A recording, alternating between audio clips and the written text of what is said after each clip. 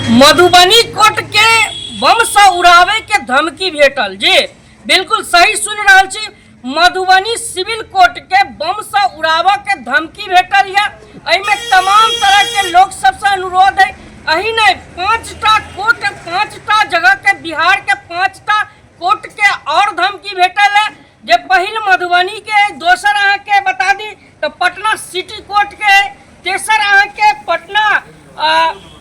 Patna civil court के, Kishanganj court के, उसके बाद अहाँ के मधुबनी कोर्ट के या गया जी के कोर्ट के, गया कोर्ट के या जी बहुत सुन रहा छी। और ई मधुबनी के कोर्ट का धमकी उम्मीद भेटल है जे ईमेल के जरिए ही अहाँ के नोटिफिकेशन एल है।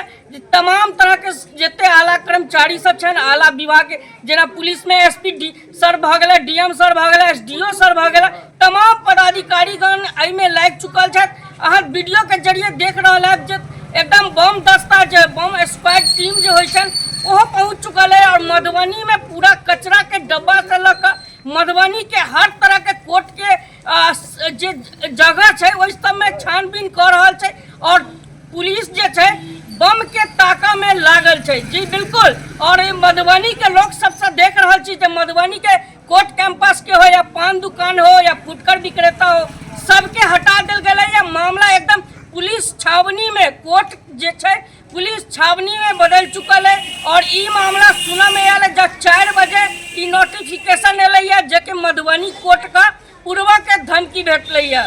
और 5टा जे कोर्ट चले, जितना पटना सिटी कोर्ट भ गए, पटना सिविल कोर्ट भ गए, किशनगंज कोर्ट भ गए, मधुबनी कोर्ट भ गए, गया जी कोर्ट भ गए, ई तमाम तरह के कोर्ट के 5टा कोर्ट के उड़ावा के धमकी भेटल है। और तमाम लोग सबसे अनुरोध करब जे अहाँ के हम एहने तरह के अहाँ के पूरा एकदम खबर मधुबनी के दैत रहब। और डीएम साहब या मधुबनी के एसपी सर पूरा मधुबनी वासी से अपील कैलन कि अफरा तफरी और कोनो एहन ओहन खबर में जैसे माहौल और भगदड़ मचे मधुबनी में इस तरह के नहीं हो।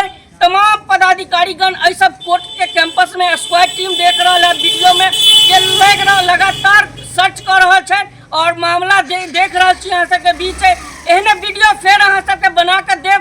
पूरा मधुबनी के पल पल के खबर अहाँ सबके भेजब। वीडियो के बेसी से बेसी शेयर करू। बहुत बहुत धन्यवाद।